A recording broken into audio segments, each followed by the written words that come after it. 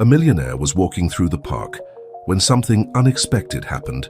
He found a little girl and two unconscious babies. The millionaire took them to his luxurious mansion, but the children's biological father sought revenge before you. Hear this thrilling story? Don't forget to subscribe to the channel. The sun had barely risen when Emily opened her eyes, feeling the weight of the world on her small shoulders. At 12 years old, she already carried responsibilities that many adults couldn't bear. The room was silent, except for the soft snoring of the twins, Michael and Sophie, her newborn siblings. Emily observed them for a moment, their angelic faces contrasting with the harsh reality that surrounded them. Careful not to wake them, she got up from the makeshift bed on the floor. The tiny, dilapidated apartment they called home was a constant reminder of how drastically their lives had changed in recent months. The peeling walls and musty smells seemed to suffocate any hope that remained. Emily walked silently to the kitchen, her bare feet skillfully avoiding the creaking floorboards. She opened the refrigerator, even knowing what she would find. Empty shelves except for an almost expired carton of milk and some leftovers that would barely make a meal.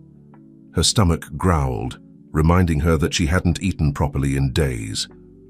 As she prepared the bottles for the twins with the little milk that remained, Emily couldn't help but think of her mother. Tears threatened to fall, but she held them back. She couldn't afford to cry now. The babies needed her to be strong. The loss of her mother just 3 months ago had been the trigger for the collapse of their lives. Her father, already prone to drinking, had completely sunk into alcohol after the tragedy. From the family provider, he had transformed into a bitter and violent man, spending what little money they had on drinks and gambling. A noise coming from the room next door made Emily freeze. Her heart raced when she heard her father's heavy, stumbling footsteps. She knew what was coming next. It was a painful routine that repeated almost every morning. The door opened with a bang, and Carl, her father, appeared. His eyes were red and swollen, the foul breath of alcohol filling the air. He looked at Emily with a mixture of contempt and anger. "Where's the money?" he growled, his voice hoarse and threatening. Emily swallowed hard, trying to stay calm. "There's no money, Dad. We spent the last on diapers for the twins yesterday." Carl's expression contorted in fury. He lunged forward, grabbing Emily by the arm hard enough to leave marks. "You liar! You're hiding it from me!" Emily struggled to break free, fear growing in her chest. "Please, Dad, I swear I don't have anything. Please, you're hurting." Before she could finish, Carl pushed her hard. Emily fell, hitting her head on the corner of the table. Pain exploded in her temple, and for a moment everything went blurry. The twins' cries filled the apartment, awakened by the commotion. Carl cursed loudly, covering his ears. "Shut those damn babies up." Emily got up, stumbling, positioning herself between her father and the room where the twins were. "I'll take care of them, Dad. Please, go rest." For a moment it seemed Carl would attack her again, but then he simply grunted, grabbed his tattered jacket and left, slamming the door behind him. Emily ran to the twins, picking them up and trying to calm them. As she rocked them, a decision began to form in her mind. They couldn't continue like this. The situation was getting worse every day, and she feared what might happen if they stayed. With tears in her eyes but with newfound determination, Emily began to plan. They needed to run away. It was risky, she knew, but staying seemed even more dangerous. As she fed the twins with the bottles she had prepared, her mind raced, thinking about how they could escape and where they would go. The rest of the morning passed in a blur of frantic and silent activity. Emily packed what little they had, some clothes, diapers, the remaining powdered milk, and the few savings she had managed to hide from her father.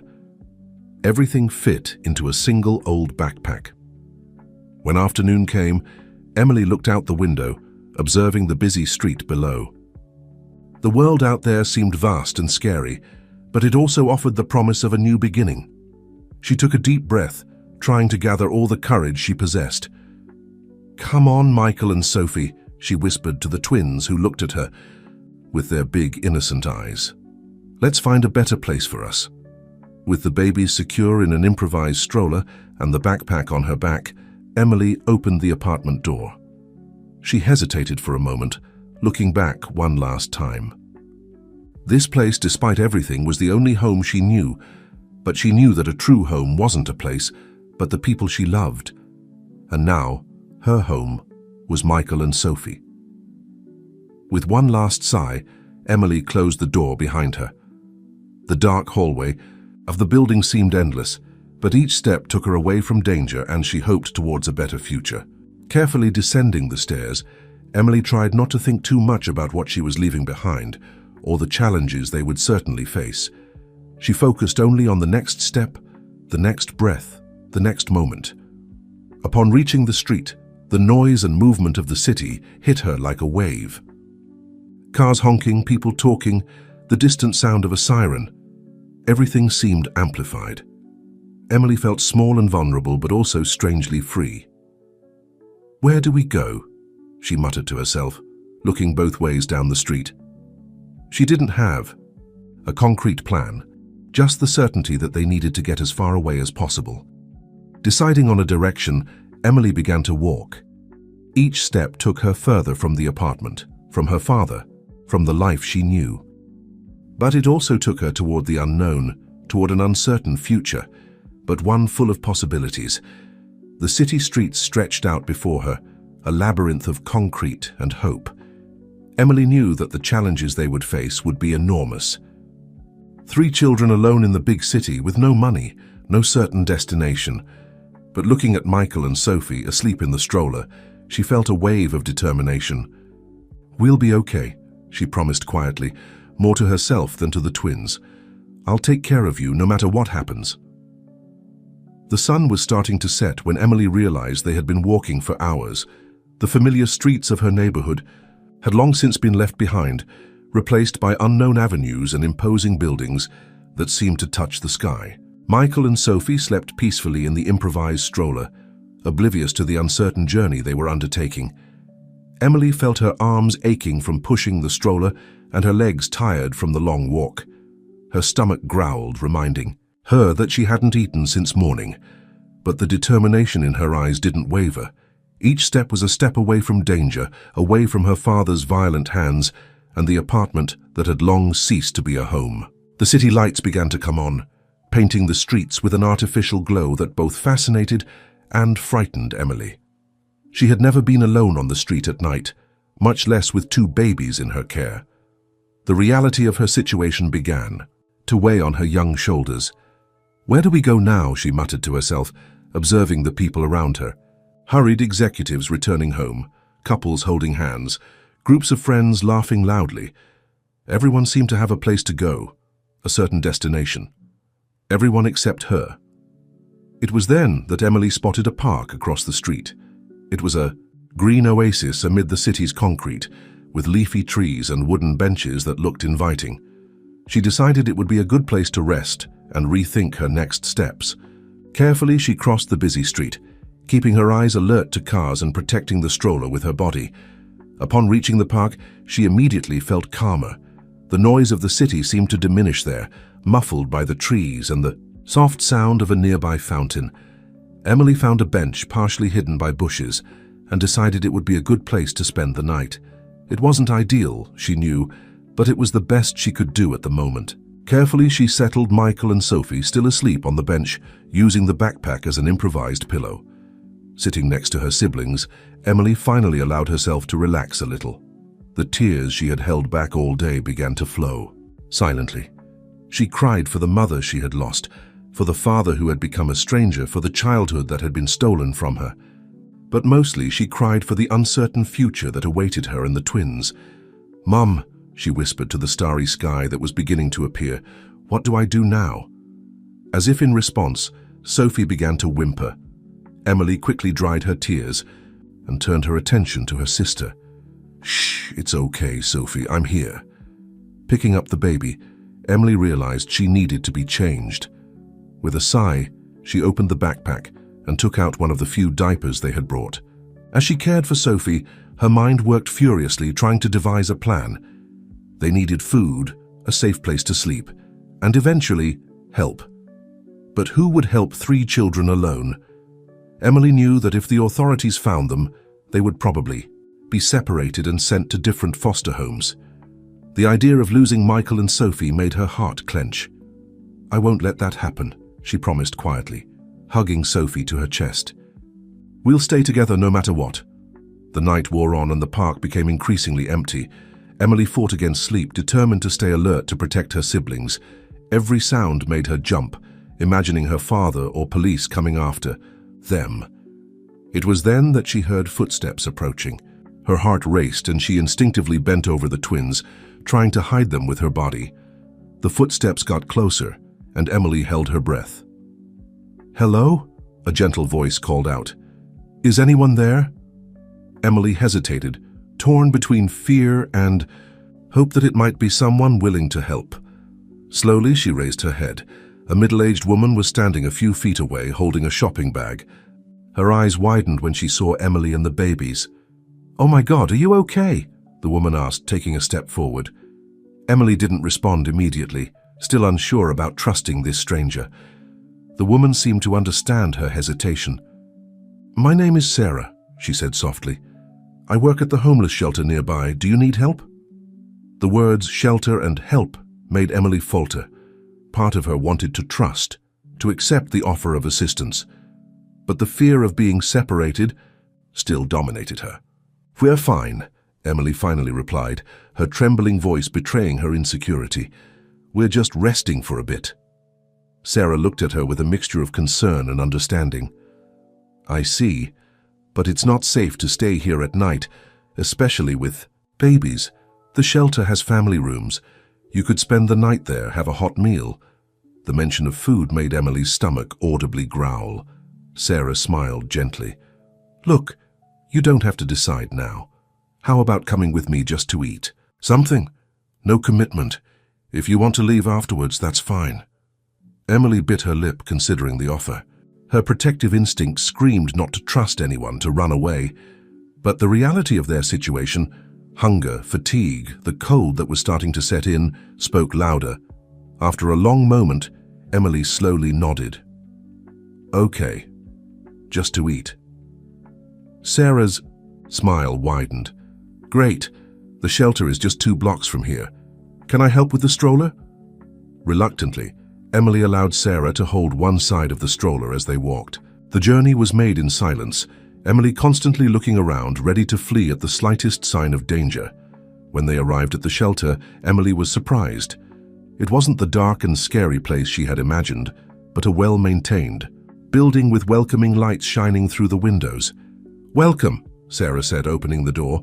"Let's go in and get something for you to eat." Emily hesitated on the threshold, fear fighting against need. She looked at Michael and Sophie, still asleep, and then at Sarah, who waited patiently. With a deep sigh, Emily took a step forward, entering the shelter. She didn't know what the future held, but for now, the promise of a hot meal and a roof over their heads was all she could ask for. As she followed Sarah down the lit hallway, Emily felt a glimmer of hope. Maybe, just maybe, things could get better. Maybe this was the first step towards a better life for her and her siblings. The smell of home-cooked food filled the air, making Emily's stomach growl again. Sarah led her to a cozy room, where other families were seated at tables, sharing meals and quiet conversations.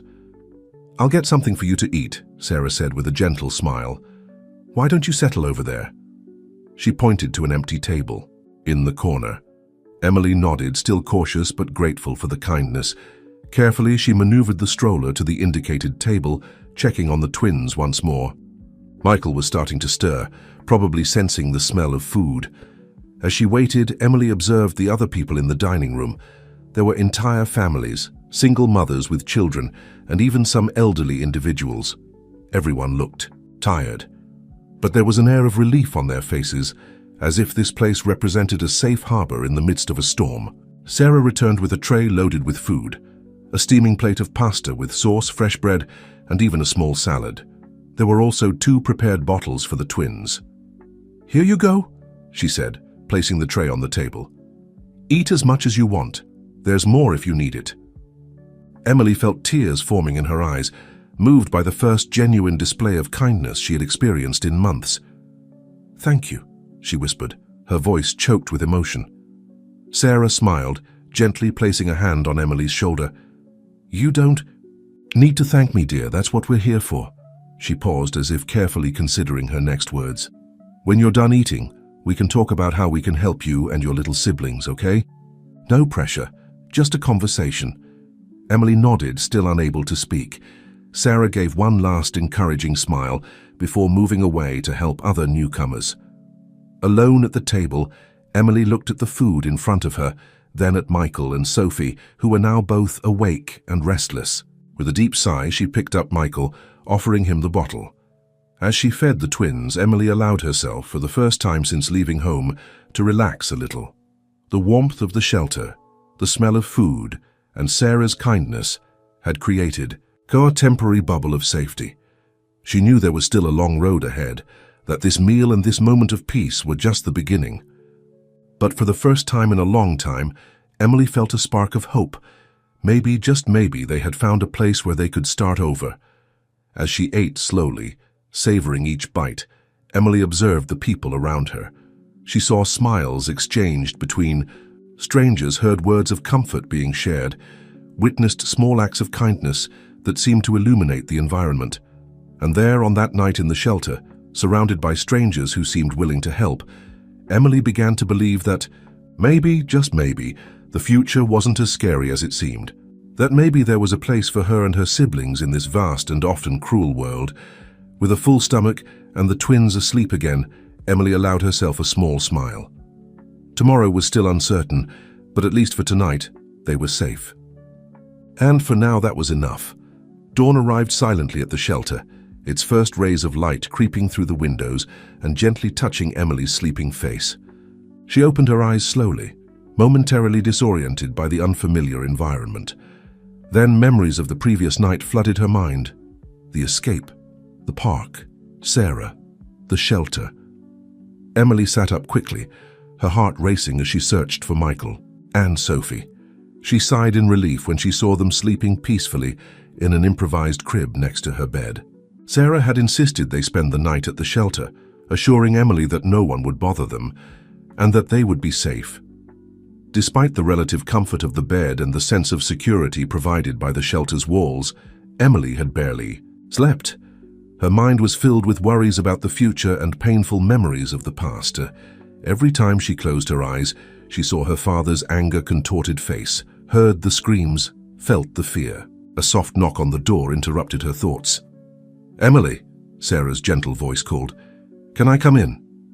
"Yes," Emily replied, her voice still hoarse from sleep. Sarah entered carrying a tray with breakfast. The smell of fresh bread and coffee filled the small room, making Emily's stomach involuntarily growl. "Good morning," Sarah smiled, placing the tray on the small table beside the bed. "I hope you managed to get some rest." Emily nodded, still a bit distrustful but grateful for the kindness. "Thank you," she murmured, taking a cup of hot milk. Sarah sat on the edge of the bed, her face expressing a mixture of concern and compassion. "Emily," she began softly, "I know you must be scared and confused, but we're here to help. You can trust us." Emily lowered her eyes, fighting against the tears that threatened to fall.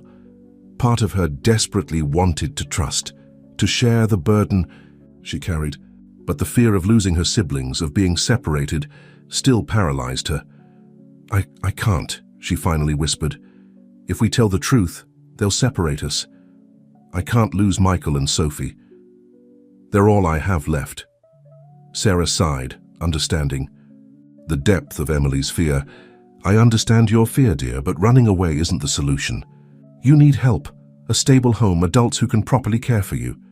Sarah's words, though gentle, made Emily feel even more desperate.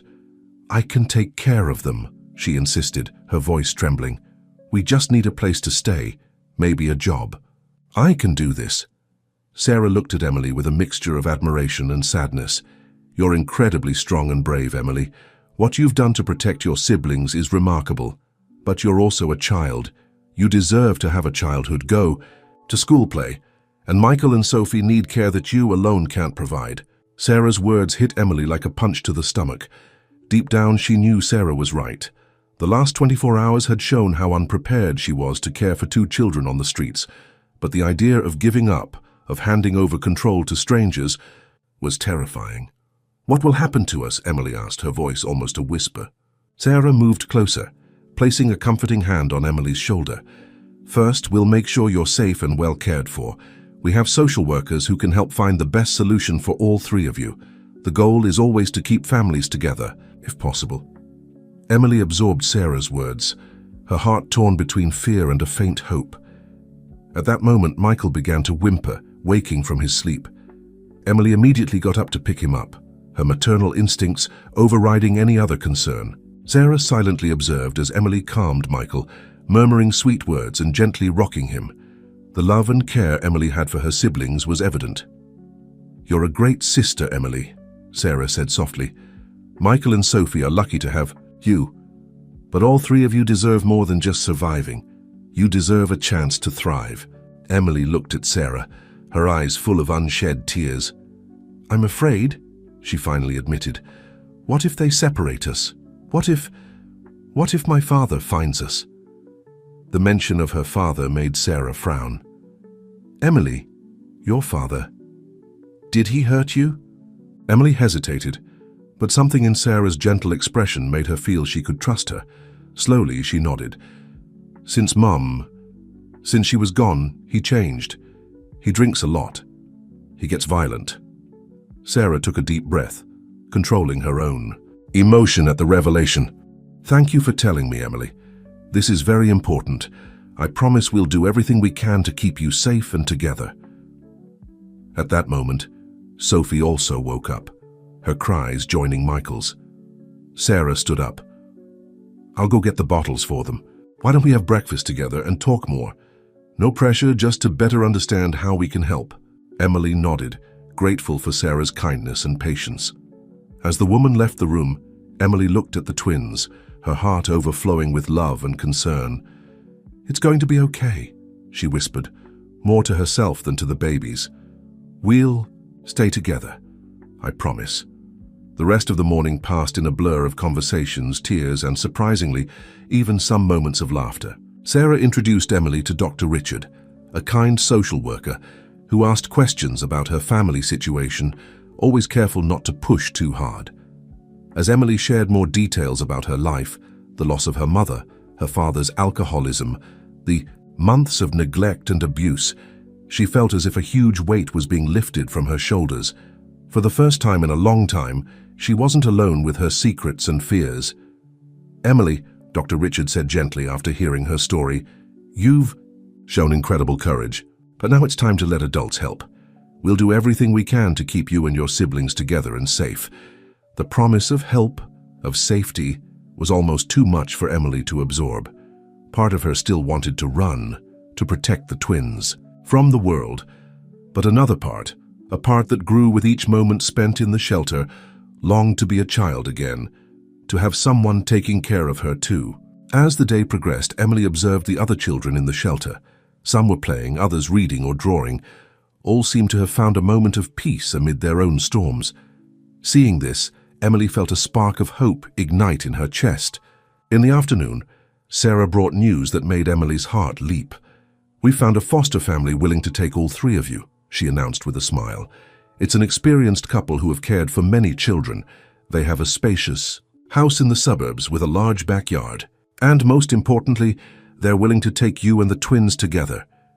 Emily was speechless, a mix of emotions flooding her. Relief, hope, but also fear of the unknown. Can we meet them first?" she asked hesitantly. "Of course," Sarah assured her. "In fact, they'd like to come here tomorrow to meet you if that's okay." Emily nodded, feeling a wave of nervousness and anticipation. This could be the chance for a new beginning, a better life for her and her siblings. That night, lying in the shelter bed with Michael and Sophie sleeping peacefully beside her, Emily reflected on everything that had happened in the last few days. The desperate escape, the fear on the streets, the unexpected kindness of strangers. Looking at the sleeping faces of her siblings, Emily made a silent promise. "We're going to be okay," she whispered. "I don't know what the future holds for us, but I promise I'll always be here for you. Always." With that comforting thought, Emily finally allowed herself to relax completely for the first time in months. Tomorrow would bring new challenges, new faces, perhaps even a new home. But for now, in this moment of calm, Emily allowed herself to dream of possibilities. As sleep enveloped her, a small smile played on her lips.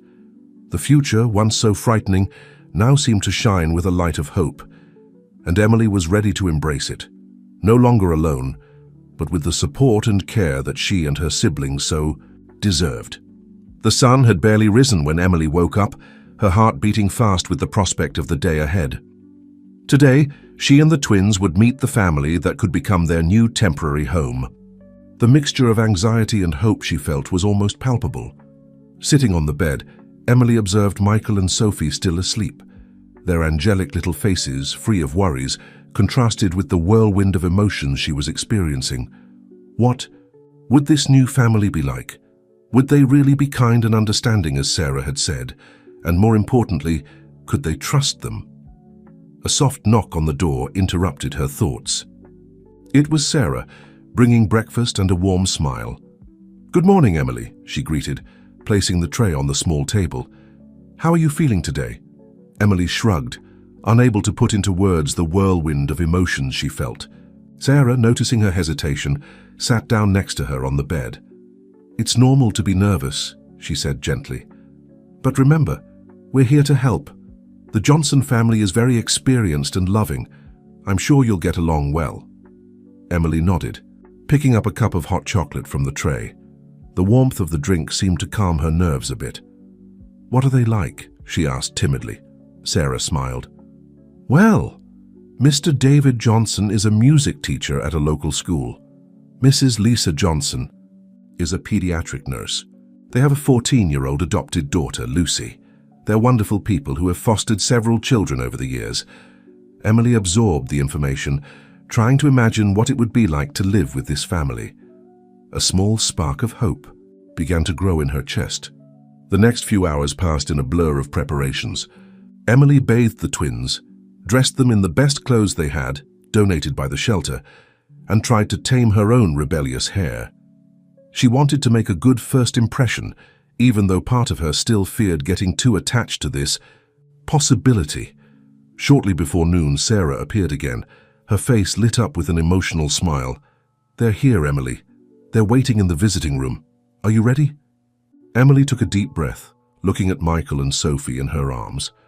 "I think so," she replied, her voice barely above a whisper.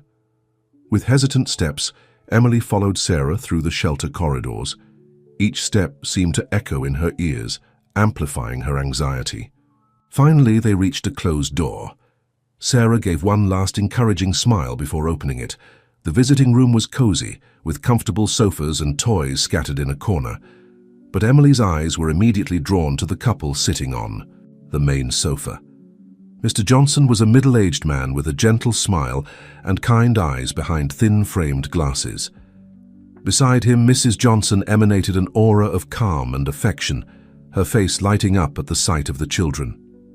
Between them, a teenager, whom Emily presumed to be Lucy, observed with curiosity and a shy smile. "Emily, Michael, Sophie," Sarah introduced. "Meet David, Lisa, and Lucy Johnson."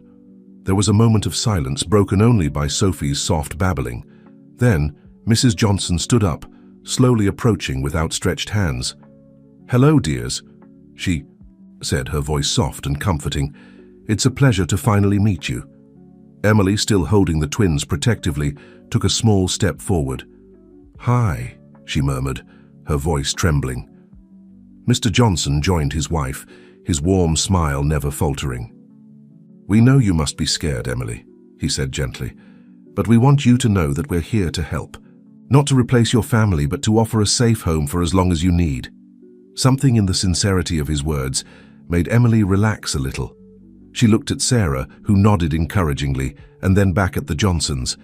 You really want all three of us?" she asked, her voice barely above a whisper. It was Lucy who answered, taking a step forward with a warm smile. "Of course, I've always wanted little siblings, and now it looks like I'm getting three at once." The spontaneity and enthusiasm of Lucy broke the tension in the room. Emily couldn't help but give a small smile, the first genuine one in days. The next few hours passed in a mixture of conversations, laughter, And to Emily's surprise, moments of true connection. Mr. Johnson charmed Michael with a lullaby played on a small guitar he had brought. Mrs. Johnson, with her experience as a nurse, gave valuable tips on how to care for the twins. And Lucy, excited about the prospect of having siblings, couldn't stop talking about all the places she wanted to show Emily. As the day progressed, Emily felt the walls she had built around her heart begin to crumble. She watched, amazed, as the Johnsons interacted not only with the twins, but also with her. For the first time in months, she allowed herself to feel like a child again, not carrying the weight of the world on her shoulders. When it was time for the Johnsons to leave, Emily felt a pang of sadness. Part of her wanted to go with them immediately, to escape to this new world of possibilities they represented. "We'll be back tomorrow," Mrs. Johnson promised, gently hugging Emily. "And if everything goes well with the paperwork, you can come home with us in a few days." Emily nodded, fighting back the tears that threatened to fall. "Thank you," she whispered, her voice choked with emotion. After the Johnsons left, Emily sat in the visiting room with Sarah, the sleeping twins in her lap. "So," Sarah asked softly, "what did you think?" Emily was silent for a moment, processing everything that had happened. "They seem good," she finally answered. "Kind, like a real family." Sarah smiled, placing a comforting hand on Emily's shoulder. "They are, dear. And remember, this isn't the end of your journey, it's just a new chapter. The Johnsons are here to help, to give you a safe home while we work to resolve your permanent situation." Emily nodded, feeling a mixture of hope and apprehension. "And if my father finds us?" Sarah's expression turned serious. "Don't worry about that now, Emily. We're taking all necessary precautions. Your safety and that of the twins is our #1 priority." That night, lying in the shelter bed, Emily reflected on the day. The images of the Johnsons' warm smiles, the sound of Mr. Johnson's music, Lucy's excitement, all mixed in her mind, creating a tapestry of hope. Looking at Michael and Sophie, sleeping peacefully beside her, Emily felt a wave of determination. Maybe, just maybe, this was the beginning of something good. A chance to have a normal childhood, to see her siblings grow up in an environment of love and safety. "We're going to be okay," she whispered to the twins, a promise to them as much as to herself. "I think we've finally found people who really care." With that comforting thought, Emily closed her eyes, allowing herself to dream of a brighter future. Tomorrow would bring new challenges, no doubt, but for the first time in a long time she felt truly hopeful. And so, lulled by the soft sound of the twins' breathing and the warmth of hope in her heart, Emily fell asleep, dreaming of better days to come. The day dawned with a promise of change. Emily woke up early, her heart pounding with a mixture of anxiety and expectation. Today was the day she and the twins would go to the Johnsons' home. After days of preparations, conversations with social workers and supervised visits, the time had finally come to take this big step. As she packed the small backpack with the few belongings they had, Emily couldn't help but feel a pang of fear. The shelter, despite all its limitations, had become a safe haven. The idea of leaving it behind, of venturing into the unknown once again, was scary. Sarah entered the room, her face lit up with an encouraging smile. Ready for the big day. "Emily?" Emily shrugged, unable to express in words the whirlwind of emotions she felt. Sarah, understanding as always, sat down beside her on the bed. "It's normal to be nervous," she said softly, "but remember, this is a wonderful opportunity for you and the twins. The Johnsons are incredible people, and they're eager to welcome you." Emily nodded, picking up Sophie while Sarah helped with Michael. "And if it doesn't work out?" she asked, her voice barely above a whisper. Sarah placed a comforting hand on Emily's shoulder. "Then we'll be here to help. This isn't the end of the journey, Emily. It's just a new chapter, and we'll be following closely, ensuring that you're safe and happy." Sarah's words brought some comfort, but the nervousness persisted. As they walked through the shelter corridors towards the exit, Emily felt as if she were leaving behind more than just a place. She was leaving behind a part of her life, embarking on something completely new and unknown.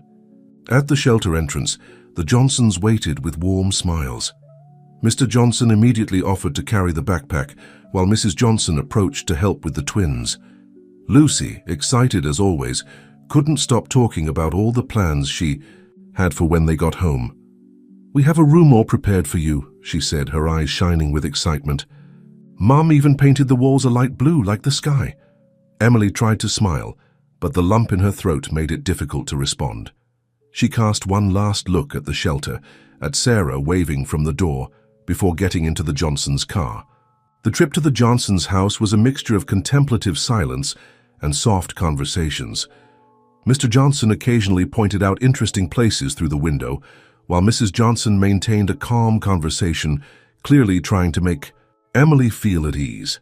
When they finally arrived, Emily was impressed.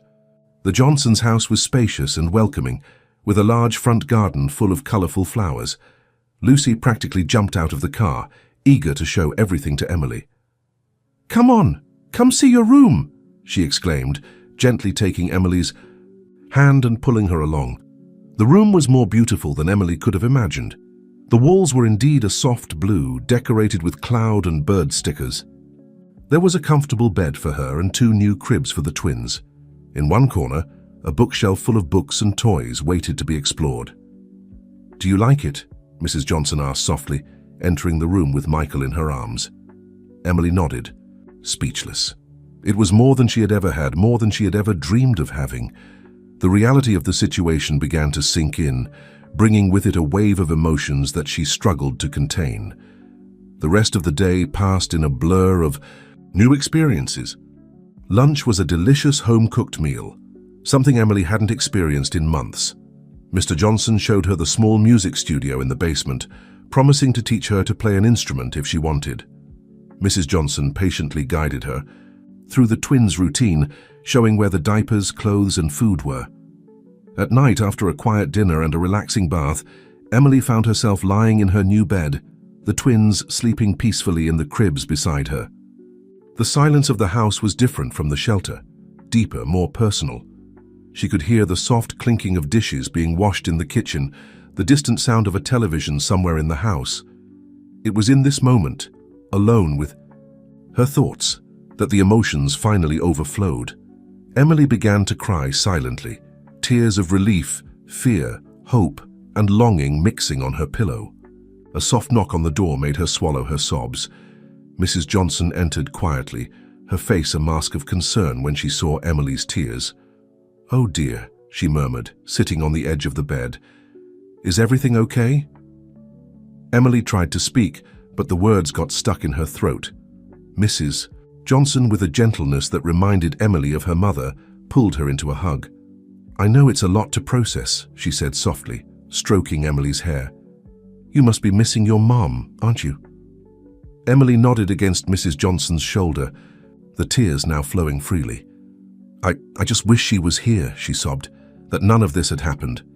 Mrs. Johnson hugged her tighter. "I know, dear, I know. Your mum would be so proud of you, Emily. You're so strong, so brave. And although we can't replace your mum, we want you to know that you're safe here, that you can be just a child again." Mrs. Johnson's words touched something deep in Emily. For the first time since her mother had passed, she allowed herself to be truly vulnerable, letting all the pain, fear, and exhaustion of the past few months flow. They stayed like this for a long time, Mrs. Johnson holding Emily as she cried, murmuring words of comfort and stroking her hair. Gradually, Emily's sobs subsided, replaced by a sense of peace she hadn't felt in a long time. "Better?" Mrs. Johnson asked softly, pulling back a little to look into Emily's eyes. Emily nodded, wiping away the last tears. "I'm sorry for—" "Shh," Mrs. Johnson gently interrupted her. "There's nothing to apologize for. It's perfectly normal to feel this way. We're here for you, Emily, for whatever you need." At that moment, as if sensing the emotion in the air, Sophie began to whimper in her crib. Emily made a move to get up, but Mrs. Johnson stopped her with a smile. "Let me handle this tonight," she said. "You rest. Tomorrow is a new day, a new beginning." Emily watched with a mixture of gratitude and admiration as Mrs. Johnson skillfully calmed Sophie, changed her diaper, and put her back to sleep. There was a naturalness to her movements, a gentleness that made Emily feel safe. When Sophie was back asleep, Mrs. Johnson turned to Emily with a warm smile. "Try to get some sleep, dear, and remember, we're just down the hall if you need anything." Emily nodded, feeling fatigue finally settle over her. "Thank you," she murmured, her voice heavy with sincerity. Mrs. Johnson smiled, leaning down to give Emily a soft kiss on the forehead. "Good night, dear. Sleep well." As the door closed softly behind Mrs. Johnson, Emily snuggled under the covers.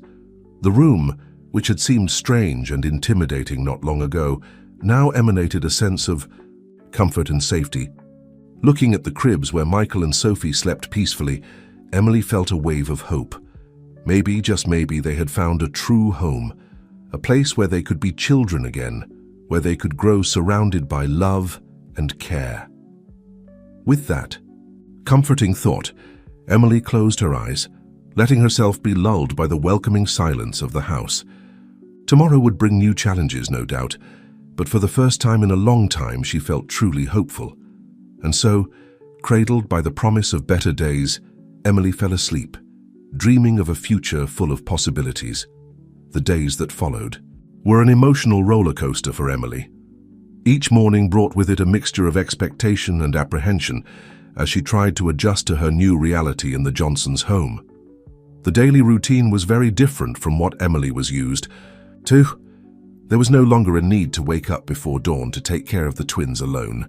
Now she was gently awakened by the aroma of fresh coffee and the soft sound of music coming from the kitchen. In the first week, Emily still found herself waking up startled in the middle of the night, her body programmed to check on the babies. But invariably she would find Mrs. Johnson already there, cradling one of the twins or changing a diaper with the skill of years of experience. "Go back to sleep, dear," Mrs. Johnson would always say with a gentle smile. "You deserve to rest." Those words, so simple, still made Emily's heart clench. It was hard for her to accept that she no longer needed to carry all the weight alone, that there were trustworthy adults to share the responsibility. Mornings at the Johnsons' house were lively. Mr. Johnson prepared breakfast for everyone, filling the kitchen with the smell of pancakes and scrambled eggs. Lucy, always energetic, chatted about her plans for the day while helping to set the table. Emily observed everything with a mixture of fascination and nostalgia. Was this how a family breakfast should be? Was this how her own family could have been if things had been different? One day, while helping Mrs. Johnson wash the dishes after breakfast, Emily finally found the courage to ask the question that had been stuck in her throat for days. "Mrs. Johnson," she began hesitantly, "why do you do this? Why do you take in children you don't even know?" Mrs. Johnson paused what she was doing, turning to look Emily in the eyes. Her face softened with an understanding smile. "Emily, dear, we do this because we believe every child deserves a safe and loving home," she explained gently. "David and I always wanted a big family, but we couldn't have more children after Lucy. So we decided to open our hearts and our home to children who need a place to call home, even if temporarily." Emily absorbed the words, feeling a wave of emotion. "But what if we cause trouble? What if we're not what you expected?" Mrs. Johnson placed her hands on Emily's shoulders, her gaze full of affection. "Emily, you and your siblings are exactly what we expected. Brave, strong children full of love to give. There's nothing you could do that would make us give up on you, understand?" Mrs. Johnson's words hit Emily like a warm embrace, making her eyes fill with tears.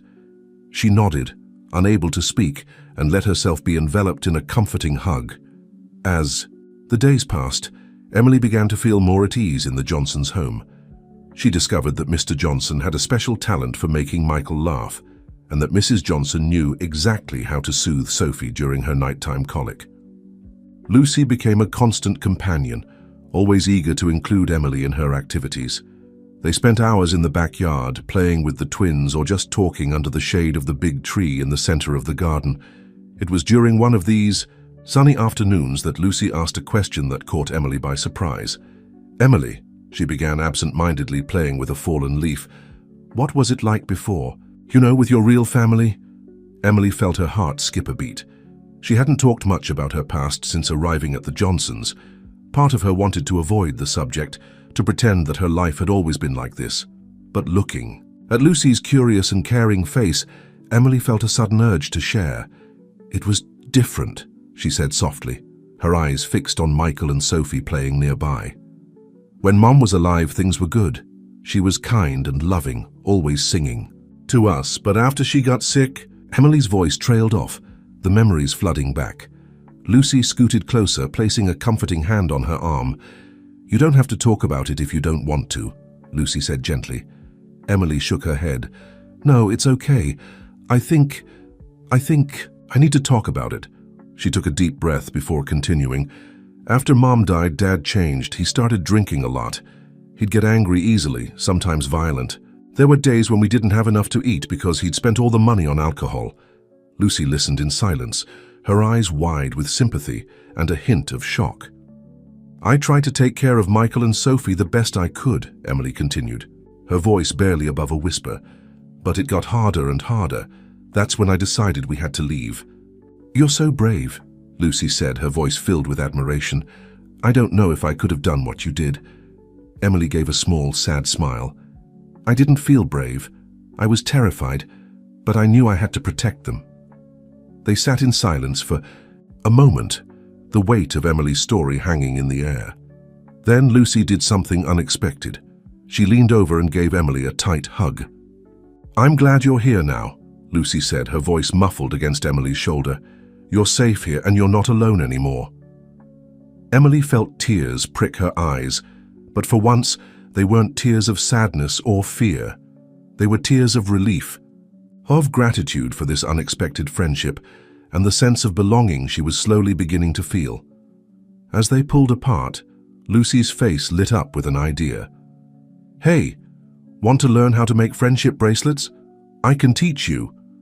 The sudden change of topic made Emily laugh, a genuine, carefree laugh that surprised even herself. "Sure," she said, feeling lighter than she had in months. "I'd love that." As they gathered supplies and Lucy began explaining the intricate process of weaving the colorful threads, Emily felt a warmth spread through her chest. This moment, so simple and ordinary, felt like a gift. A glimpse of the normal, happy childhood she had thought was lost to her forever. Later that evening, as Emily helped Mrs. Johnson prepare dinner, she found herself humming softly, a habit she had picked up from her mother and lost in the chaos of the past year. Mrs. Johnson noticed, smiling warmly but not commenting, allowing Emily this small, precious moment of rediscovered joy. That night, as Emily lay in bed, her new friendship bracelet on her wrist and the sound of the Johnsons' quiet conversation drifting up from downstairs, she realized something. The road ahead was still long and uncertain, but for the first time, since losing her mother, Emily felt like she might have found not just a safe place to stay, but a real home. With that comforting thought, she drifted off to sleep, the ghost of a smile on her lips, dreaming of colorful threads weaving together to form something beautiful and unbreakable. The weeks turned into months, and fall gave way to winter. The Johnson's house, once a strange and intimidating place for Emily, was now truly a home. The walls that once seemed cold and impersonal were now decorated with the twins' drawings, family photos, and even some sheet music that Emily had started composing in her guitar lessons with Mr. Johnson. It was a cold and cloudy Saturday afternoon. Emily was sitting on the living room couch, wrapped in a warm blanket, studying for a history test. Michael and Sophie were playing on the rug nearby, under the watchful eye of Mrs. Johnson, who was quietly knitting in an armchair. The sound of the doorbell broke the peace of the afternoon. Emily looked up from her book, curious. They weren't expecting visitors. "I'll get it," Lucy shouted, running down the stairs. Emily turned her attention back to her book, but something in Lucy's tone of voice made her look towards the door again. "Dad, there's someone here asking for Emily," Lucy called, her voice trembling slightly. Mr. Johnson emerged from his study, a worried frown on his forehead. He exchanged a significant look with Mrs. Johnson before heading to the door. Emily felt her heart race. Who could be looking for her? An icy fear began to spread through her body when she heard a familiar voice coming from the entrance. "Where's my daughter? I know she's here." It was her father's voice. Panic took over Emily. She stood up abruptly, her eyes wide with fear. Mrs. Johnson, sensing her distress, quickly picked up the twins and gestured for Emily to follow her. "Come, dear. Let's go upstairs," she whispered, guiding Emily towards the stairs. But before they could reach them, her father's voice sounded closer. "Emily, I know you're there. Come out now." Emily froze, trembling from head to toe. Painful memories flooded her mind. Screams, broken bottles, nights of hunger and fear. Mr. Johnson appeared in the hallway, his face a mask of determination. "Lisa, take the children upstairs. I'll deal with this." Mrs. Johnson nodded, gently pulling Emily. But Emily couldn't move. Her feet seemed nailed to the floor. "Emily," her father's voice sounded again, closer now. "You can't run forever. I'm your father." Something inside Emily broke at that moment. Years of fear and resentment finally overflowed. With a courage she didn't know she possessed, she took a step forward. "No," she said, her voice trembling, but firm. "You lost the right to be my father the moment you chose drink over us." The silence that followed was deafening. Then her father appeared in the living room entrance. Emily felt Mr. Johnson position himself protectively at her side, while Mrs. Johnson hugged the twins tighter. Carl, Emily's father, looked like a shadow of the man she remembered. His eyes were bloodshot, his face marked by sleepless nights and excessive alcohol. But there was something else in his gaze, a mixture of anger and regret.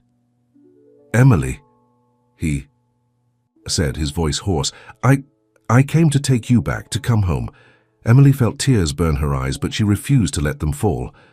"This is our home now," she replied, surprising herself with the firmness in her voice. "This is where we're safe, where we're loved." Carl took a step forward, making Mr. Johnson position himself even more in front of Emily. "You're my children. I have the right—" "The only right you have," Mr. Johnson interrupted, his voice calm but filled with authority, "is to leave this house now. Emily and the twins are under our legal guardianship. If you want to discuss this, you can talk to our lawyer." For a moment it seemed Carl would lunge forward. Emily felt her entire body tense, ready to protect the twins at any cost. But then, something in Carl's eyes changed. It was as if, for the first time in years, he really saw Emily, not as a helpless child, but as a strong and determined young woman. I'm sorry," he muttered, his voice breaking. "I messed everything up, didn't I?" Emily felt a lump in her throat. Part of her wanted to run to her father, hug him and say everything would be okay. But she knew she couldn't. Not now. Maybe never. "Yes, you did," she answered softly. "But there's still time to fix it. Not for us, but for yourself. Get help. Dad, get sober, maybe one day—" She didn't finish the sentence, but the meaning hung in the air. One day maybe they could rebuild some kind of relationship, but not today. Not while alcohol still had control over him. Carl nodded slowly, tears streaming down his marked face. Without saying anything else, he turned and left. The silence that followed was broken only by Emily's soft sobs. Mrs. Johnson immediately enveloped her in a hug, while Mr. Johnson closed the door and joined them.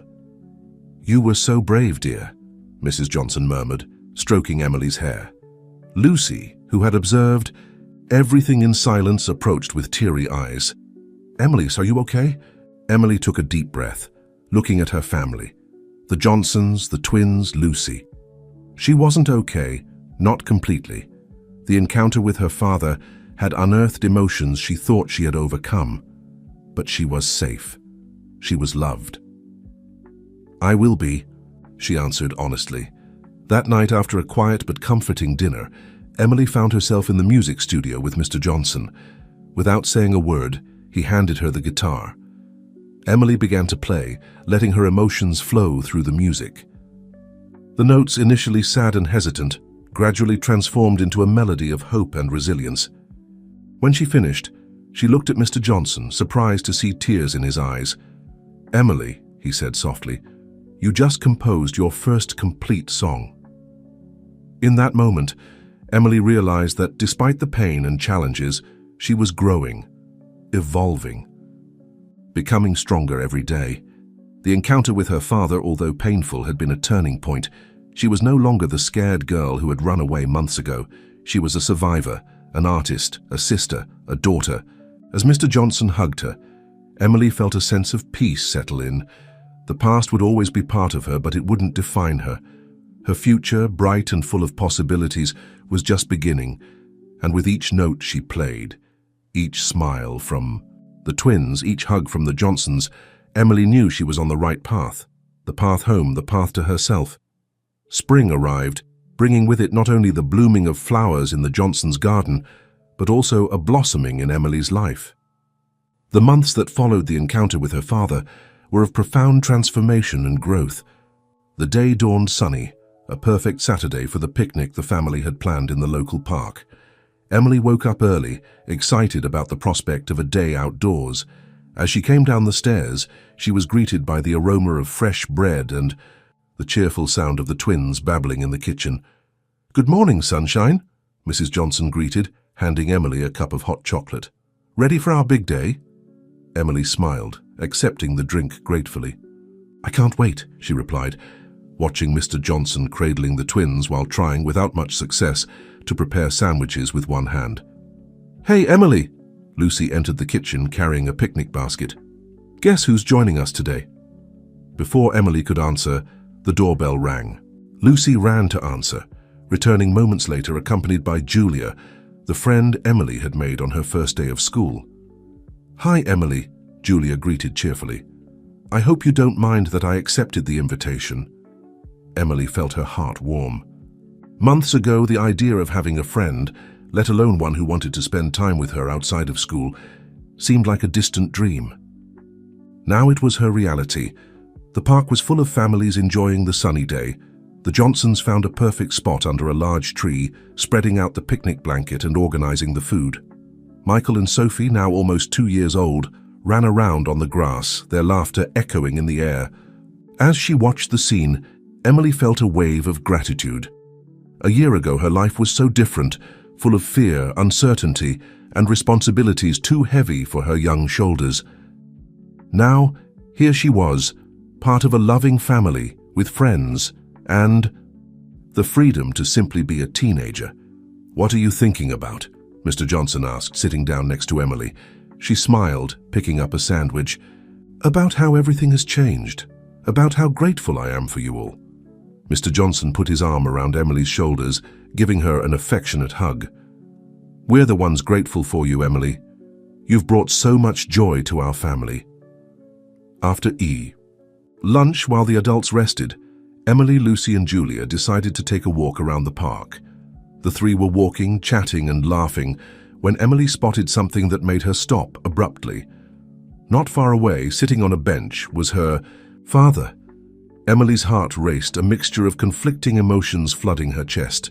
But looking closer, she noticed something different. Her father looked better, healthier. He was reading a book, something Emily hadn't seen him do in years. "Emily?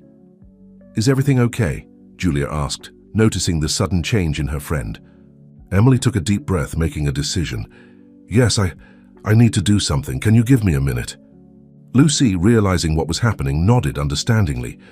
"We'll be right here if you need us." With hesitant steps, Emily approached the bench. Her father looked up from his book, surprise evident on his face. "Emily," he said softly, as if he could hardly believe what he was seeing. "Hi, Dad," Emily replied, her voice trembling slightly. There was a moment of tense silence, years of hurt and regret hanging between them. Then her father spoke. I've been sober for 6 months, he said, his voice heavy with emotion.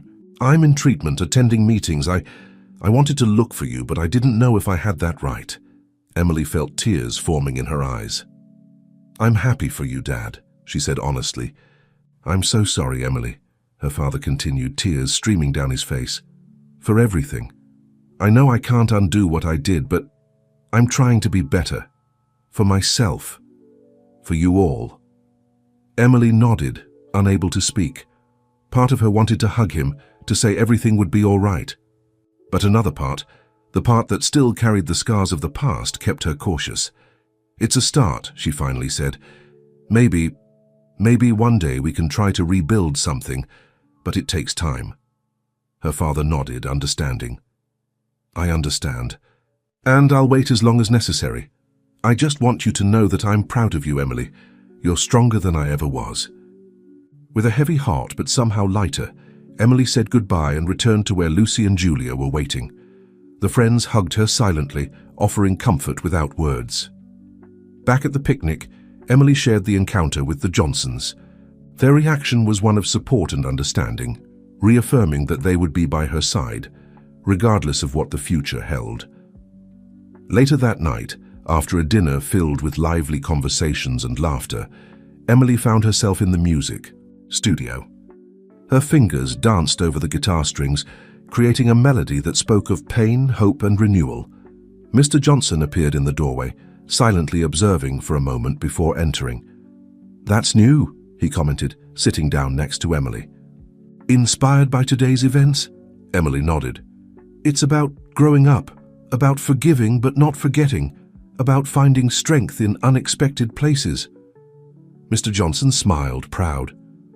"You know, Emily, when you came here, you were a girl carrying the weight of the world on your shoulders. Now I see a strong, talented, and compassionate young woman. You've grown so much."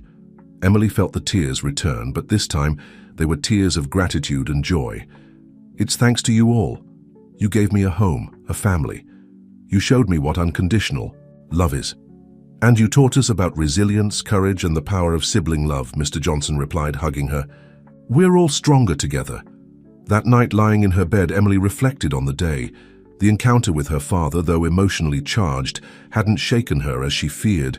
Instead, she felt stronger, more secure in who she was and where she belonged. Looking at the crib where Michael and Sophie slept peacefully, Emily made a silent promise. She would be the sister they deserved, the daughter the Johnsons had welcomed with open arms, and the friend Lucy and Julia could rely on. But above all, she would be true to herself, to the girl who faced unimaginable adversities and emerged, stronger, wiser, and full of love. The future was still uncertain in many ways. The relationship with her father was a long and delicate path to be traveled, but Emily was no longer afraid. She had a family, friends, and an inner strength that no one could take away from her. As sleep enveloped her, Emily smiled. The melody she had composed earlier echoed in her mind, a song of hope and possibilities. It was the music of her life, and she could hardly wait to see what notes the future would bring. Summer arrived with all its intensity, bringing with it not only the scorching heat, but also a wave of changes in Emily's life. The school year had ended, and with it came the promise of 2 months of vacation full of possibilities. It was a particularly hot Saturday morning when Emily woke up to the sound of laughter coming from the garden. Looking out the window, she saw Michael and Sophie playing in the small inflatable pool that Mr. Johnson had set up the night before. The scene made her smile. Her siblings, now almost 2.5 years old, were growing up so fast and full of life. Going down the stairs, Emily was greeted by the aroma of freshly made waffles and the sound of soft music coming from the kitchen. Mrs. Johnson was dancing distractedly while preparing breakfast, pausing only to give Emily an affectionate kiss on the cheek. "Good morning, dear. Did you sleep well?" Emily nodded, grabbing a still warm waffle. "Yes, thank you. Where is everyone?" "Lucy left early for a summer camp, remember? And David is in the garden with the children." Mrs. Johnson paused, an enigmatic smile on her lips. "Actually, he was waiting for you to wake up. He has a surprise for you." Intrigued, Emily quickly finished her breakfast and headed to the garden. Mr. Johnson was sitting in a beach chair, closely watching the twins in the pool. "Good morning, Emily," he greeted her cheerfully. "Come sit here, I have something to show you." Emily settled into the chair next to him, curious. Mr. Johnson took an envelope from his shirt and handed it to her. "What is this?" she asked, turning the envelope in her hands. "Open it," he encouraged, his eyes shining with expectation. Carefully, Emily opened the envelope and removed the contents. It was a colorful brochure with the title New York Youth Music Festival stamped on top. "A music festival?" Emily asked, her eyebrows rising in surprise. Mr. Johnson nodded enthusiastically. "It's not just a festival, It's a competition for young composers, and I think you should participate." Emily felt her heart race. In recent months, her passion for music had grown exponentially. With Mr. Johnson's patient guidance, she had honed her guitar skills and begun composing her own songs. But the idea of presenting her music to a larger audience was both exciting and terrifying. I don't know," she hesitated. "Do you think—" "I'm ready." Mr. Johnson placed a comforting hand on her shoulder. "Emily, over the past few months, I've seen you grow not only as a musician, but as a person. Your compositions are profound, exciting, and true. I think the world deserves to hear them." His words touched Emily deeply. She looked at the brochure, again imagining herself on stage, sharing her music, her story with others. "What if I'm not good enough?" she whispered, giving voice to her deepest fears. "Dear," Mr. Johnson said gently, "it's not about being the best. It's about sharing. Your voice, your unique perspective. Besides," he added with a smile, "the prize includes a scholarship to a music conservatory." Emily's eyes widened. A scholarship? The possibility of pursuing her musical dreams more seriously was something she had barely dared to dream of. "Okay," she finally said, a smile spreading across her face. "I'll do it."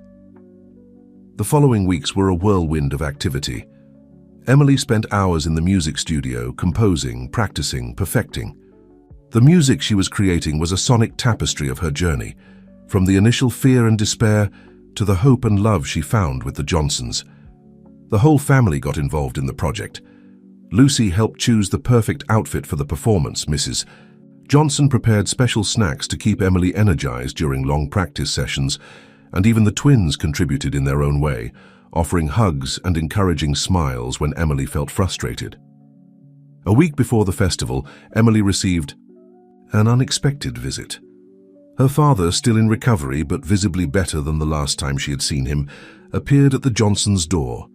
"I heard about the festival," he said timidly. I'd like to be there if you'll allow it." Emily felt a lump in her throat. Her relationship with her father was still fragile, a delicate balance between the painful past and the hope for a better future. But seeing him make an effort, wanting to be part of her life, meant a lot. "I'd like that," she answered softly. The day of the festival finally arrived. Emily was backstage, her heart beating so hard she was sure everyone around her could hear. Her guitar, a gift from Mr. Johnson a few months ago, seemed to weigh a ton in her hands. "5 minutes, Emily," a stage assistant warned her. Taking a deep breath, Emily closed her eyes, trying to calm herself. At that moment, she felt familiar hands on her shoulders. Opening her eyes, she found herself surrounded by her family, the Johnsons, Lucy, the twins, and even her father, all smiling encouragingly. "You're going to rock," Lucy whispered, giving her a tight hug. "We're so proud of you," Mrs. Johnson added, tears shining in her eyes. Mr. Johnson said nothing, just hugged her tightly, conveying all his support and confidence in that gesture. Her father, looking a bit out of place but determined, stepped forward. "Emily, I just want you to know that no matter what happens out there, you're already a winner in my eyes." Those words, coming from the man who had for so long been the source of her fear and pain, were what Emily needed to find. Her courage. "Emily Johnson, you're next," the assistant called. With one last look at her family, both blood and given by life, Emily walked onto the stage. The lights were bright, the audience a sea of unknown faces. But there, in the front row, were the people who mattered most. Emily adjusted the microphone, positioned the guitar, and with a confident smile began to play. The first notes flowed smoothly, telling the story of a lost and frightened girl. As the music progressed, it grew in intensity and emotion, speaking of challenges overcome, of love found in unexpected places, of a family built not just by blood ties but by choice and love. When the last note echoed through the auditorium, there was a moment of absolute silence. Then, like a wave, the audience erupted into applause. Emily opened her eyes, which she hadn't realized she had closed, to see the audience standing, many with tears in their eyes. Later, After the award ceremony where Emily received first place and the much-dreamed-of scholarship, she found herself surrounded by her expanded family. Hugs, kisses, and words of pride were freely shared. "You did it, my star," Mr. Johnson said, his voice choked with emotion. Emily looked at everyone around her, the Johnsons who had welcomed her and given her a home, Lucy who had become the sister she never had, the twins for whom she had fought so desperately, and her father who was making a genuine effort to redeem himself. At that moment, Emily realized that her victory wasn't just on stage. It was a victory over fear, over the past, over the circumstances that had threatened to engulf her. "No," she replied, smiling through tears. "We did it. All of us." And there, surrounded by love and possibilities, Emily knew that her journey was far from over. In fact, it was just the beginning of a new and exciting symphony. Fall arrived again, bringing with it a cool breeze and the start of a new chapter in Emily's life. After her victory at the Youth Music Festival, things had changed rapidly. The scholarship she had won opened doors that Emily had never imagined possible.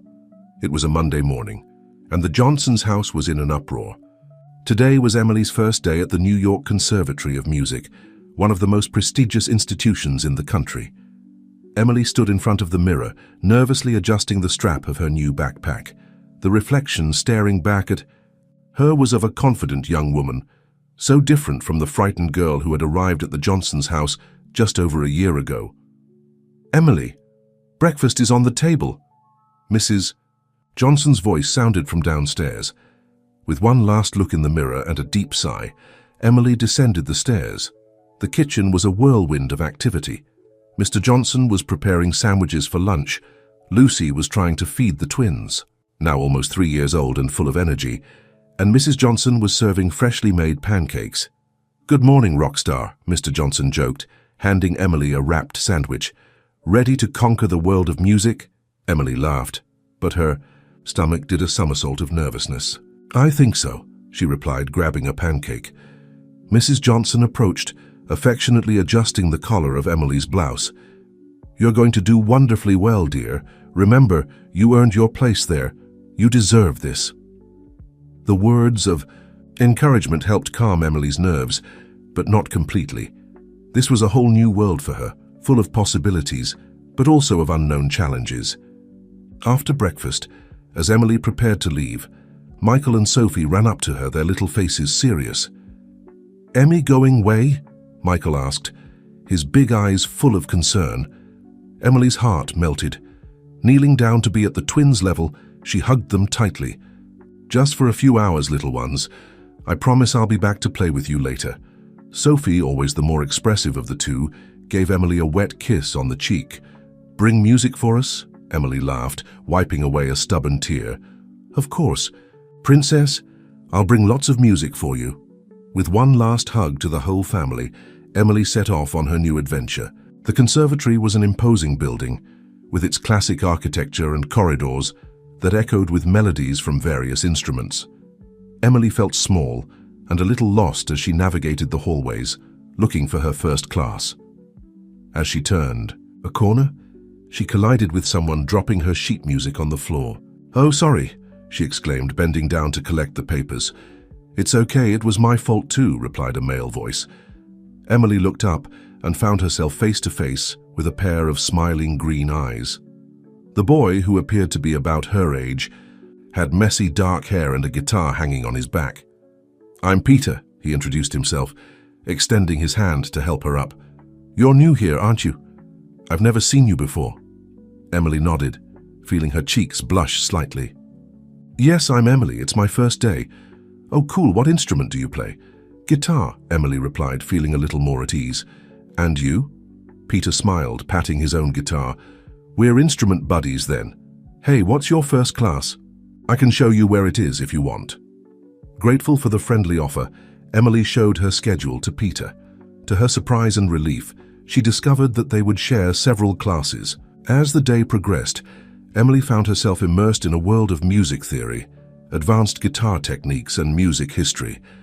It was challenging, sometimes overwhelming, but also incredibly exciting. Each new piece of information, each chord, Learned made her heart sing.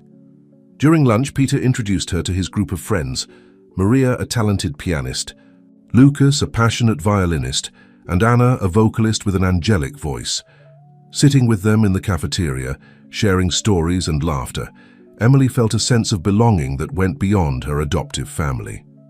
The last class of the day was composition, Emily's favorite. The teacher, a grey-haired gentleman with kind eyes, asked each student to share a bit about their musical journey. When it was Emily's turn, she hesitated for a moment. Her story wasn't conventional, and part of her feared judgment from her classmates. But then, remembering Mr. Johnson's words about the importance of being authentic in her art, she took a deep breath and began to speak. Emily told about her difficult childhood, about how music became her refuge. She talked about running away from home with her twin siblings, about finding a new family and rediscovering her passion for music. As she spoke, her voice gained confidence, and she could see the impact of her words on the attentive faces of her classmates. When she finished, there was a moment of silence in the room. Then, to her surprise, her classmates began to applaud. The teacher, with tears in his eyes, approached. "Emily, my young lady," he said gently, "you have a powerful story to tell, and I'm sure your music will be equally powerful." At the end of the day, exhausted but happy, Emily said goodbye to her new friends and made her way back home. Her head was full of new melodies, techniques, and ideas for compositions. Arriving home, she was greeted by enthusiastic hugs from the twins and anxious questions from the whole family about how her day had been. During dinner, as she shared her experiences, Emily realized something important. The conservatory wasn't just a place to learn music. It was a place where she could continue her journey of self-discovery and healing. Later, in the house's music studio, Emily sat down with her guitar. Her hands danced over the strings, creating a melody that spoke of new beginnings, blossoming friendships, and dreams becoming reality. Mr. Johnson, hearing the music, appeared in the studio doorway. "Sounds like someone had a good day," he commented with a smile. Emily looked at him, her eyes shining with emotion and gratitude. "It was amazing," she said. "And you know what? I think I finally understood what you always say about music being a universal language." Mr. Johnson nodded, proud. "And you, my dear, are just beginning to master that language. I can't wait to see and hear what you'll create next." As the months passed, Emily flourished at the conservatory. Her natural talent, combined with her unique life experiences, gave her music a depth and authenticity that impressed both her teachers and peers. She formed close friendships with Peter, Maria, Lucas, and Anna, finding in them kindred spirits who shared her passion for music. At home, life with the Johnsons continued to be a source of love and support. The twins were growing fast, their personalities blossoming. Michael was showing an early interest in music, often trying to strum Emily's guitar, while Sophie was developing a love for dance, twirling around the living room to whatever melody Emily played.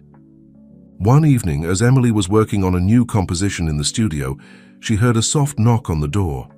It was her father. "Hey, kiddo," he said, a hint of nervousness in his voice. "Your mom, Mrs. Johnson, said I could find you here. Is it okay if I come in?" Emily nodded, gesturing for him to enter. Their relationship had been slowly improving over the past few months. Her father had remained sober, attending regular AA meetings and therapy sessions. While the wounds of the past weren't fully healed, they were learning to build a new kind of relationship. "I wanted to hear what you're working on," he said, sitting down on a nearby chair, "if that's all right with you." Emily hesitated for a moment, then nodded. She began to play, her fingers dancing over the strings as she poured her heart into the music. The melody was complex, weaving together themes of loss, hope, and redemption. As the last notes faded away, Emily looked up to see tears in her father's eyes. "That was beautiful, Emily," he said, his voice choked with emotion. I'm so sorry for all the years I missed, for not being there to see you become this amazing young woman." Emily felt her own eyes welling up. "Dad, No. Let me finish," he interrupted gently. "I know I can never make up for the past, but I want you to know how proud I am of you, How grateful I am that you've given me a chance to be part of your life again." Emily set her guitar aside and for the first time in years hugged her father tightly. It wasn't forgiveness, not yet, but it was a step towards healing. As summer approached again, bringing with it the end of Emily's first year at the conservatory, the Johnsons decided to organize a big celebration. It wasn't just for Emily's academic achievements, but a celebration of family, of second chances, of the power of love and music to heal and unite. The backyard was decorated with fairy lights, and tables were set up for a feast. Emily's friends from the conservatory were there, along with neighbors, teachers, and even some of the staff from the shelter, where Emily and the twins had first found refuge. As twilight fell, Mr. Johnson called for everyone's attention. "We're here today to celebrate not just Emily's incredible achievements this past year, but the journey that brought us all together. Emily, would you like to play something for us?" Emily nodded, picking up her guitar. As she began to play, she looked around at the faces of those gathered. There was Lucy, her sister in every way that mattered. The twins, Michael and Sophie, dancing together in their own uncoordinated but joyful way. Mr. and Mrs. Johnson, the parents who had opened their hearts and home to her.